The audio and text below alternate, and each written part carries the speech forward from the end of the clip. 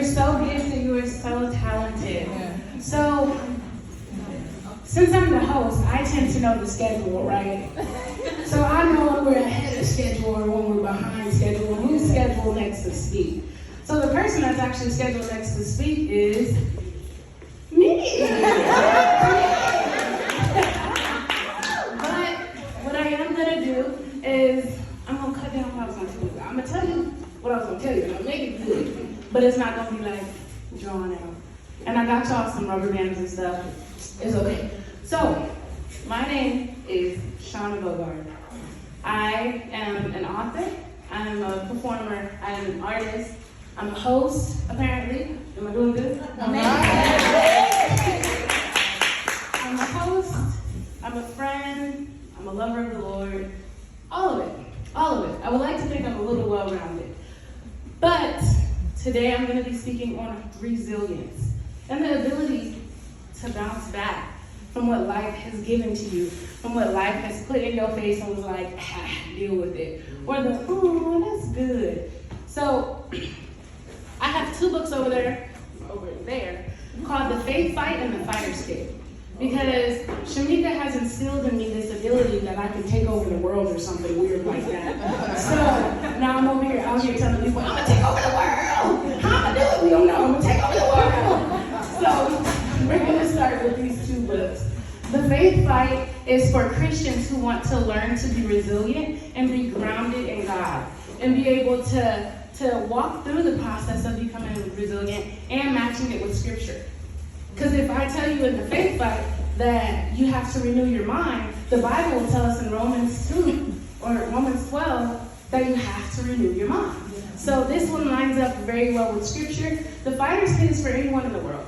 Because if I'm going to take over the world, I need to target my family, the Christians, and I need to target the people in the world too. Because even if you don't want to be resilient and line up with Scripture, you can still be a better person and be able to bounce back from what you've been through. So, I'm going to walk through the process of some of these pages. Not really. I'm actually going to tell you the good content that's in here, and then I'm going to tell you guys to buy it. Oh my gosh, yeah, to buy it. For all the rest of the good stuff. So, the definition of resilience. Resilience is defined as the process of adapting well in the face of adversity, trauma, tragedy, threats, or significant sources of stress. So when you're under a lot of stress and you feel like the world's against you, how well can you bounce back from that? How well can you get back up from being kicked 15 times? How well can you keep pushing forward? So, I took my notes, y'all. Before I was just going to get up here and talk to y'all, I actually had to take more notes because I had to do some readjusting. Oh, yeah. But, so the book walks through 4 parts of being resilient. It talks through what is resilience. What is resilience? Not just the definition, but what is it? Like, how do you apply it to your life? Because resilience, for me, resilience is an action. It's what you have to do. The second part is facing the fight, traction, action, distraction. Your action is either going to push you towards what you want, it's going to give you traction, it's going to give you that momentum, or there's distraction. Is your actions putting you in a distraction place? Are you distracted? Are you scrolling through social media like they were talking about? Or is your actions pushing you? Is it keeping you going? Is it moving you forward? The third part is renewing the mind. We've talked about it a lot. The process of renewing your mind.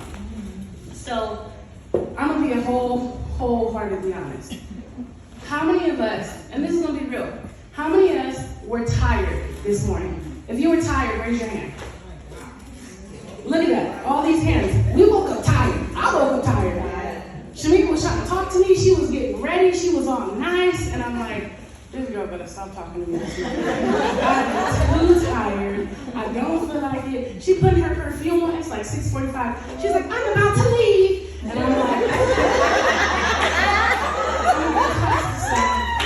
I said, this has to stop. And then she's like, did you get the bag? Did you know what this is? And in my head, I'm like, Lord, get your daughter, get your daughter, get your daughter. Because I'm tired. And I woke up really tired. And had I not renewed my mind and being like, to go change people's lives. God, I get the opportunity to speak to people. I get the opportunity to share with people. And the opportunity to grow with people, to pour into people. I would have walked through the door like this, just like this. Oh, Lord, we're here. Get your people. But because I was able to renew my mind, I was able to give to you guys. Because God was able to fill me up and be like, renew your mind daily. You need to focus on me. Had I woke up in a good mood, like the cheery, hello world. Guess what?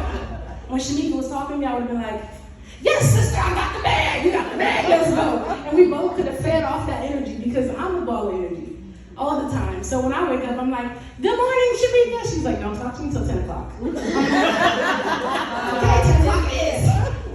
But renewing the mind is part 3. And the last part is the number of competency and protection, the 7 C's. And I'll walk you through some of this, but first I'm going to tell you a little bit about myself because I jumped right into the book. And how can I teach about something if I haven't lived through it? So let me tell you about how I lived through the process of being resilient. Because if I look like what I went through, you guys would be like, sit her down and find someone else who hasn't been through anything.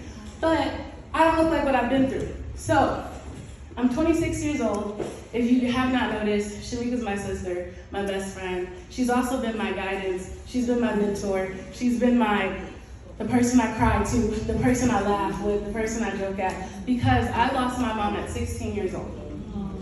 16 years old, and Shamika's the next closest. When we were struggling and I couldn't get a yearbook in high school, Shamika was in college and she's like, here you go, I'm working. Here you go, you can get a yearbook. I can't afford prom dress, here you go. I can't afford this. So that's why Shamika, she's my whole heart, y'all. She's my whole heart. I don't know what else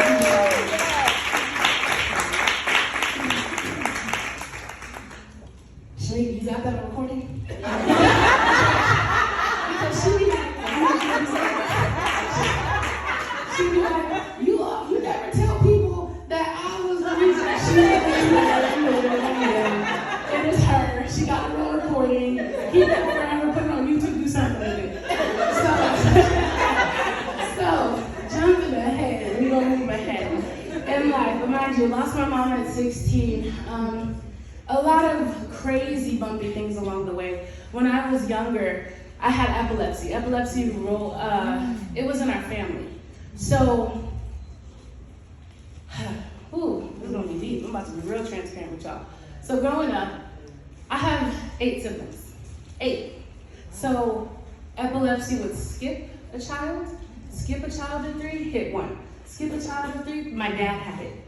And he grew out of it. I had an older sister named Dolores who looked just like me, and everyone says she's great. I love her, don't really At the age of 23, she passed away from a grand mal seizure. Mind you, in my family, my dad had it jumped to her, and then it jumped to me. So then in 2007, I had over 19 seizures. 19. And they were like, we're gonna have to airlift this girl to the children's hospital. We're gonna have to do something because she's not supposed to make it. She is not supposed to make it. She is not supposed to be here. And my dad was holding my hand. Like he was crying. I was conscious, but I was seizing. So my mom's talking to the doctor and they're telling her she's not gonna make it. This is not realistic. And my dad's holding my hand. And literally, y'all ready for the movie scene? Dun, dun. He's holding my hand and he's crying. And he's like, God, not another daughter. Not another daughter, God, not another daughter. And he's praying and he's petitioning with God. And he's also like, God, thank you. But had he not done that, I don't think I would be the person I am today. Because had he not fought those attacks that were coming against me at such a young age, I wouldn't be able to be like, I'm resilient, I'm this, I'm that. God, I want to serve you. No, it took some fighting. And even when I couldn't fight for myself, it took some fighting. So jumping ahead to 2018. 2018, my best friend's mom. Once my mom passed away, my best friend's mom became my mom, my whole heart. She passed away at the end of 2018 from cancer. I would never hope to see or wish upon anybody to watch someone slowly die of cancer. That is the hardest thing to see. That was probably the hardest year of my life.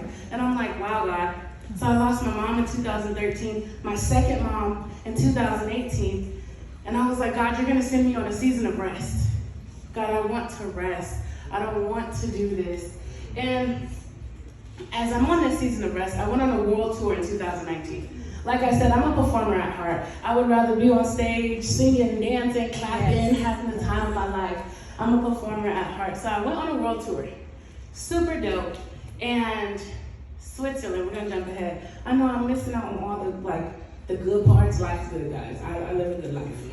I'm just gonna tell you that I gotta tell you a little bit about being resilient, so I gotta tell you the sad part too. So, 2018, I'm off to tour, January 2019. I'm touring, I'm living my best life, on stages all over the world. So I get a call that my dad's in a hospital in Germany. And I'm like, okay, I'll come home. And then I was like, no, we're not. Dad, I only have 2 weeks left. My dad was like, girl, I'm fine. I'm living my best life. I'm good. You're in the hospital. Why would you tell me you're fine? I know you're not fine, but whatever. So the next week I went to Switzerland. We had 2 weeks left on tour. Guys, if you've ever been to Switzerland, it is the most beautiful place I have ever seen. It is literally picture perfect. Like, I had never woke up and not been thankful. Like, I think I have like a thankful heart. So in Switzerland, I was like, whoa, this is like a picture. Like, what? It was beautiful. The mountains were crisp. I could talk about Switzerland the whole time. But in Switzerland, my heart was so postured to God and what He did and His creation that the only thing I can do is thank Him every day. God, thank you for allowing me to be